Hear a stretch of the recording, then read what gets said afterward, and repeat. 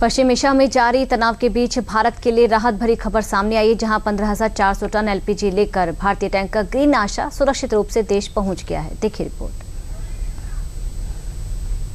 The Indian flagged vessel LPG, that is filled with LPG, Green Asha, that crossed the Strait of Hormuz on 5th of April 2026, has safely reached JNPA earlier today. Paschim Asia में जारी तनाव के बीच भारत सरकार पूरी तरह से alert mode पर है।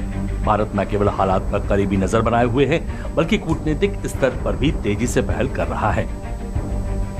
गुरुवार को नई दिल्ली में आयोजित अंतर मंत्रालयीय प्रेस वार्ता में समुद्री व्यापारिक मार्गों की सुरक्षा को लेकर बंदरगाह, पोत परिवहन और जलमार्ग मंत्रालय के अतिरिक्त सचिव मुकेश मंगल ने जानकारी दी कि भारत का ग्रीन आशा जहाज स्ट्रेट ऑफ होर्मुज पार कर 15,000 टन एलपीजी लेकर मुंबई स्थित जवाहरलाल नेहरू पतन प्राधिकरण पहुंच गया है।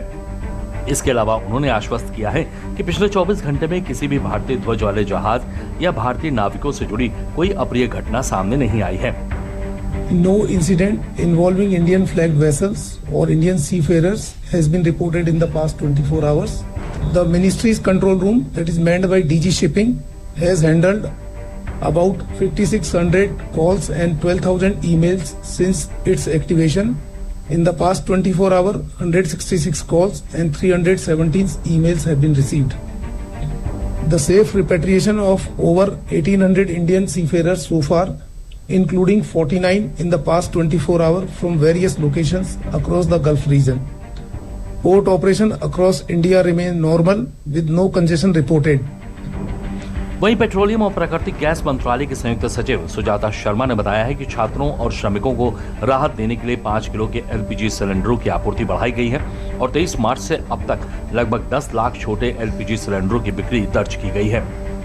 5 किलो के सिलेंडर स्टूडेंट्स के लिए और जो लेबर है उन लोगों को सपोर्ट करने के लिए या उनको सहूलियत देने के लिए 5 किलो की सिलेंडर का सप्लाई इंक्रीज किया जा चुका है और कल तक पिछले 6 दिन में एक हफ्ते में 2000 से ज़्यादा हमारी ऑयल मार्केटिंग कंपनीज के द्वारा कैंप किए गए हैं, अवेयरनेस कैंप, और लगभग 20,000 सिलेंडर्स का सेल इन कैंप्स में हुआ है। विदेश मंत्रालय के मुताबिक भारत खाड़ी और पश्चिम एशिया की स्थिति पर लगातार नजर बनाए हुए है। 24/7 कंट्रोल रूम में मिशनों के माध्यम से यात्रियों को एडवाइजरी, हेल्पलाइन और स्थानीय प्रशासन के साथ समन्वय के जरिए लगातार सहायता दी जा रही है। 28 फरवरी से अब तक 8,15,000 से अधिक यात्री स्वदेश लौट चुके हैं।